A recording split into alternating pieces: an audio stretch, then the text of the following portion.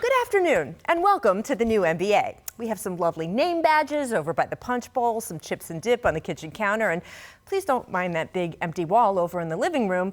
That's where we used to hang all our expectations about what this league would look like in the coming year, but we had to rip them down because, well, a lot has changed. Seriously, go back to just a week ago from today. Kevin Durant had an intact Achilles. Klay Thompson was basically Wolverine, and the Pelicans were working like crazy to get Boston to increase its offer for Anthony Davis so they could send him out of the Western Conference.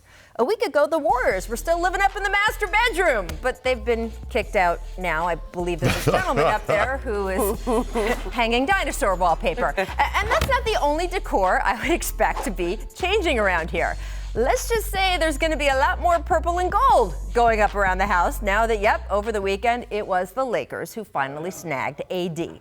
By now, you've heard the details ESPN is reporting about this trade. The Pelicans get Brandon Ingram, Lonzo Ball, Josh Hart, the number 4 pick in this draft, plus either picks or pick swaps that could extend into the next 6 years. The Lakers get, well, one of the NBA's most dynamic talents in the heart of his prime, a 26-year-old whose specific skill set should make him the basketball soulmate of their other dynamic talent, LeBron James.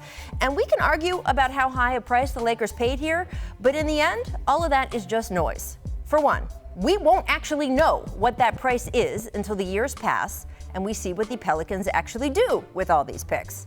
And number two, for the Lakers, considering all the decisions they had already made, there really wasn't a price that was going to be too high.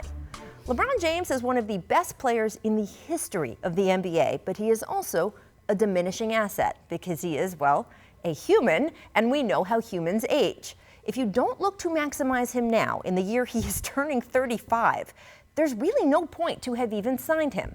So yeah, the AD trade is a risk because LA had to give up so much, and yeah, it's even more of a risk because Davis could walk next summer, a la Dwight Howard, even if at this moment he doesn't intend to.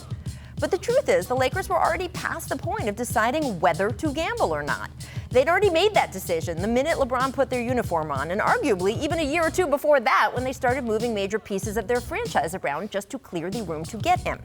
Now, as for how well the gamble will pay off, that's what we'll have to see. As I noted, we're in the middle of a lot of redecorating around here. We've knocked down a bunch of walls on the west side of the house. Really just feels wide open now that Kevin Durant, no matter which team he signs with this summer, is going to be off the board for a year.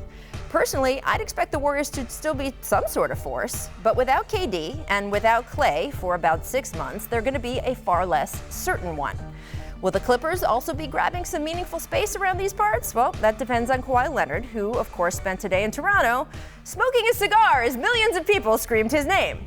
And what about the Nets? Are they really getting Kyrie? The Celtics clearly never made a godfather offer for Anthony Davis. That seems like a very good indicator that Danny Ainge doesn't have a lot of confidence in Kyrie staying in Boston. We also don't know what Jimmy Butler is going to do, or Kemba Walker.